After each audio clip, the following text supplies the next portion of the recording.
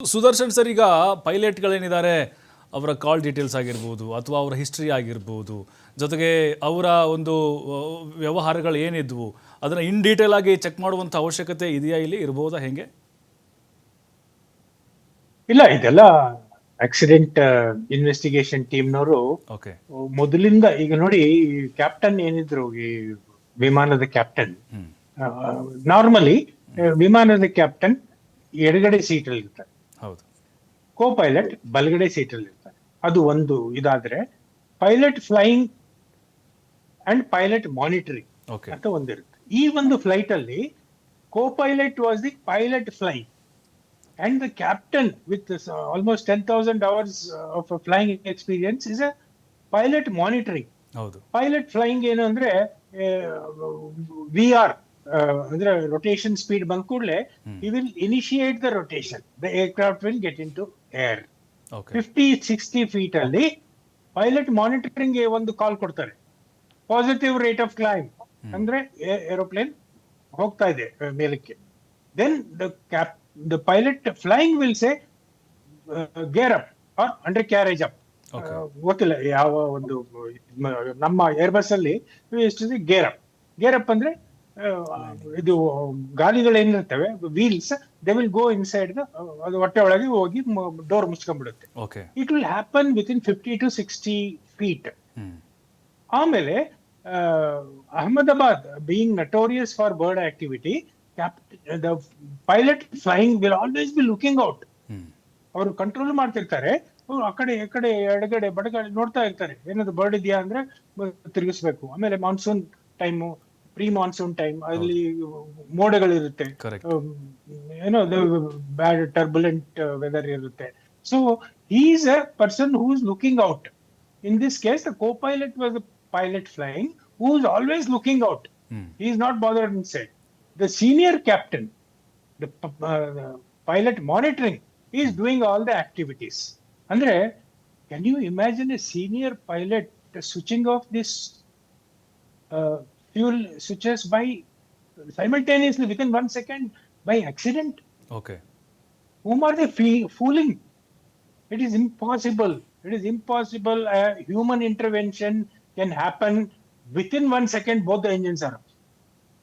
It is absolutely nonsense. So ಈ ಒಂದು accident ನಡೆದಾಗ ಅನ್ಫಾರ್ಚುನೇಟ್ಲಿ ಆ ಟೈಮ್ ಎಷ್ಟಿರುತ್ತೆ. ಆಮೇಲೆ ಈ ಕೋಪೈಲಟ್ ಏನಿರುತ್ತೆ is of course lesser qualify number of hours compare to captain. Can he ask, hey did you switch off? No, ಅದು ಆಗಲ್ಲ. ಇವ್ರು ಹೆಂಗೆ ಇದನ್ನ ಡಿಸೈನ್ ಮಾಡಿದ್ದಾರೆ ಅಂದ್ರೆ, the co-pilot who's just about 25-30 years old, co-pilot will ask a veteran of the Air Force of 10,000 hours of commercial flight, did you switch off? Can he ask like that? No, it is all fabricated. Yes sir. Girish Linganna sir, ಈಗ ಆ ವಿಮಾನದ ಹಾರಾಟ ಎತ್ತರ ಏನಿತ್ತು 600ರಿಂದ 625 ಅಡಿಗೆ ಅದು ಹೋಗಿತ್ತು ಅಂಥೇಳಿ, ಬಟ್ ಅದು ಇನ್ನೂ ಜಾಸ್ತಿ ಮಟ್ಟದಲ್ಲಿ ಅಥವಾ 3,000-4,000 ಇನ್ನೂ ಎತ್ತರಕ್ಕೆ ಹೋಗಿದ್ರೆ ಪಾಸಿಬಿಲಿಟಿ ಏನಾಗ್ಬೋದಿತ್ತು ಅಂಥೇಳಿ? ಪಾಸಿಬಿಲಿಟಿ ಅವಾಗ ಸ್ಟೆಬಿಲೈಸ್ ಆಗ್ತಿತ್ತು. ಪ್ರಾಬಬ್ಲಿ ಅವ್ರಿಗೆ ಇನ್ನೂ ಇಶ್ಯೂ ಇದ್ರೆ they could have landed back, they could have turn ತಗೋಬಹುದಾಗಿತ್ತು. ಅವರು ಟರ್ನ್ ತಗೊಂಡು ಮತ್ತೆ ಲ್ಯಾಂಡ್ ಮಾಡಬಹುದಾಗಿತ್ತು. ಈ 625 ಅಡಿಲಿ ಅವರು ಮತ್ತೆ ಟರ್ನು ತಗೊಳಕ್ಕಾಗಲ್ಲ, ಏನು ಮಾಡಕ್ಕಾಗದೆ ಇರುವಂತ ಆಲ್ಟಿಟ್ಯೂಡ್ ಇದು. ಸೊ ಆ ಒಂದು 3,000 ಸೇಫ್ ಆಲ್ಟಿಟ್ಯೂಡ್ ಹೋಗ್ಬಿಟ್ಟಿದ್ರೆ they could have at least stabilise turn ಮಾಡಿ ಮತ್ತೆ ಲ್ಯಾಂಡ್ ಮಾಡ್ಕೋಬಹುದಾಗಿತ್ತು. ಬಟ್ ಅದಕ್ಕೂ ಅವರಿಗೆ ಚಾನ್ಸ್ ಸಿಕ್ಲಿಲ್ಲ. ಆಮೇಲೆ ಇದೇ ತರ 787 2018 ಅಲ್ಲೋ ಏನೋ ಐ ಥಿಂಕ್ ಸೊ ಜಪಾನ್ ಅಲ್ಲಿ ಒಂದ್ಸಲಿ ಈ ತರ ಪ್ರಾಬ್ಲಮ್ ಆಗಿದೆ, ಜಪಾನ್ ಏರ್ಲೈನ್ಸ್ ಅಲ್ಲಿ. ಬಟ್ ಅದೇನಂದ್ರೆ ಮಿಡ್ ಏರ್ ಅಲ್ಲಿ ಈ ಫ್ಯೂಯಲ್ ಸ್ವಿಚ್ ಪ್ರಾಬ್ಲಮ್ ಆಗಿದೆ, ಮತ್ತೆ ಅವರು ವಾಪಸ್ ಲ್ಯಾಂಡ್ ಆಗಿದ್ದಾರೆ ಇದೇ 787-8 ಅಲ್ಲಿ, ಬಟ್ ಮಿಡ್ ಏರ್ ಅಲ್ಲಿ, not while climbing up. So ಇದು ಒಂದು ನೀವು ಹುಡುಕಿದ್ರೆ ಸಿಗುತ್ತೆ. ಆ ಜಪಾನ್ ಅಲ್ಲಿ ಒಂದಾಗಿದೆ. ಆಮೇಲೆ ಎಲೆಕ್ಟ್ರಿಕಲ್ ಅಲ್ಲೇ ಏನಾರ ಪ್ರಾಬ್ಲಮ್ ಆಗಿ ಆಫ್ ಆಯ್ತು ಅಂತಾನು ಹೇಳಕ್ಕಾಗಲ್ಲ. ಯಾಕಂದ್ರೆ ಇದಕ್ಕೆ ರೆಡಂಡೆನ್ಸಿ ಅಂತ they will be a separate line ಬೇರೆ ಇರುತ್ತೆ ಇದಕ್ಕೆ. ಅಕಸ್ಮಾತ್ ಮೇನ್ ಎಲೆಕ್ಟ್ರಿಕ್ ಪ್ರಾಬ್ಲಮ್ ಆದ್ರೂ ಆ ವ್ಯಾಲ್ವ್ ತಕ್ಷಣ ಫ್ಯೂಯಲ್ ಸ್ವಿಚ್ ಆನ್ ಆಫ್ ಮಾಡಿದ್ರೆ ಅಲ್ಲಿ ಫ್ಯೂಯಲ್ ವ್ಯಾಲ್ವ್ ಇರುತ್ತೆ, ಅದು ಓಪನ್ ಕ್ಲೋಸ್ ಆಗುತ್ತೆ. ಸೊ ಆ ತರ ಏನು ಮೇನ್ ಎಲೆಕ್ಟ್ರಿಕಲ್ ಏನಾದ್ರು ಇಶ್ಯೂ ಆದ್ರೂ ದ ಆಲ್ಟರ್ನೇಟ್ ರಿಡಂಡೆನ್ಸಿ ಬಿಲ್ಡ್ ಮಾಡಿರ್ತಾರೆ ಈ ಒಂದು ಫ್ಯೂಯಲ್ ಸ್ವಿಚ್ಗೆ, because it is a very vital ಇದು. So yes sir. ಅಷ್ಟು ಈಸಿಯಾಗಿ ಆಗ್ಬಾರ್ದದು. Probably something error has gone wrong. ನಿಜ ನಿಜ ನಿಜ ನಿಜ. ಸುನಿಲ್ ಸರ್, ಕೊನೆಯದ ಕ್ವಿಕ್ಕಾಗಿ ಒಂದು ಪ್ರಶ್ನೆ ನನ್ನದು. ಈಗ ಆಗಿದೆ ಒಂದು ಏನು ವರದಿ ಬಂದಿದೆ, ಈಗ ಫೈನಲ್ ರಿಪೋರ್ಟ್ ಬರೋವರೆಗೂ ಹಂಗಾದ್ರೆ ಯಾವುದು ಫೈನಲಿ ಜಡ್ಜ್ ಮಾಡ್ಬಿಡಂತಾರ, ಬ್ಲೇಮ್ ಮಾಡ್ಬಿಡಂತ ನಿಮ್ಮದು? ಖಂಡಿತ. ಈಗ ನಾನು ಫಸ್ಟೇ ಹೇಳಿದೆ, ಯಾವುದೇ ಏರ್ ಕ್ರ್ಯಾಶ್ ಇನ್ವೆಸ್ಟಿಗೇಷನ್ ಅಂತ ಏನಿರುತ್ತೆ, it is not to blame any one, ಯಾರಿಗೂ ಅಧಿಕಾರ ಇಲ್ಲ. Correct. It is just to avoid the future accidents firstly.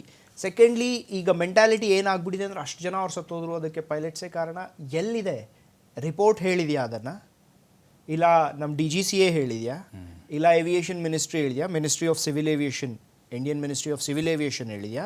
ಇಲ್ಲ ಬೋಯಿಂಗ್ ಹೇಳಿದೆಯಾ? ಜನ ಯಾಕೆ ಕನ್ಕ್ಲೂಷನ್ಗೆ ಹೋಗ್ತಿದ್ದಾರೆ ನನಗಿದು ಅರ್ಥ ಆಗ್ತಿಲ್ಲ. This is absolute stupidity.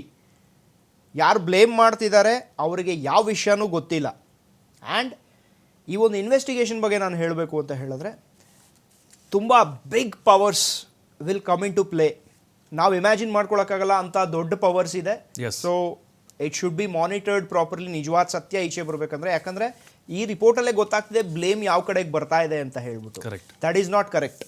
S Sunil sir, ಸಾಕಷ್ಟು ಮಾಹಿತಿಗಳನ್ನ ನಮಗೆ ತಿಳಿಸ್ಕೊಟ್ರಿ. Thank you. ಸುದರ್ಶನ್ ಸರ್, ತಮಗೂ ಕೂಡ ಧನ್ಯವಾದಗಳು. ಗಿರೀಶ್ ಲಿಂಗಣ್ಣ ಸರ್, ತಮಗೂ ಕೂಡ ಥ್ಯಾಂಕ್ ಯು. ಸಾಕಷ್ಟು ಮಾಹಿತಿಗಳನ್ನು ತಿಳಿಸ್ಕೊಟ್ರಿ ಎಲ್ರಿಗೂ ಕೂಡ.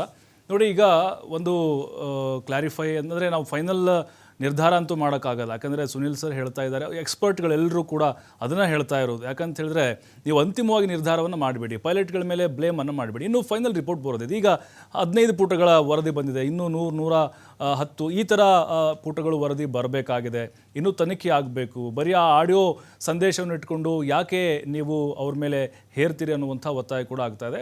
ಬಟ್ ಫೈನಲಿ ಈಗ ಬಂದಿರುವಂಥ ವರದಿಯನ್ನು ಆಧಾರವಾಗಿಟ್ಟುಕೊಂಡು ನಾವು ನೋಡ್ತಾ ಇದ್ದರೆ, ಪೈಲಟ್ಗಳ ಒಂದು ಗೊಂದಲ ಅಥವಾ ಅವರ ಎಡವಟ್ಟಿನಿಂದ ಈ ಒಂದು ದುರಂತ ಆಯಿತು ಅನ್ನುವಂಥ ಚರ್ಚೆಗಳು ಮಾತ್ರ ನಡೀತಾ ಇದೆ. ನೋಡೋಣ ಫೈನಲ್ ರಿಪೋರ್ಟ್ ಬಂದ ಮೇಲೆ ಮತ್ತೆ ಯಾವ ಥರದ ತಿರುವನ್ನು ಈ ವಿಮಾನ ದುರಂತ ತೆಗೆದುಕೊಳ್ಳುತ್ತೆ ಅಂತ.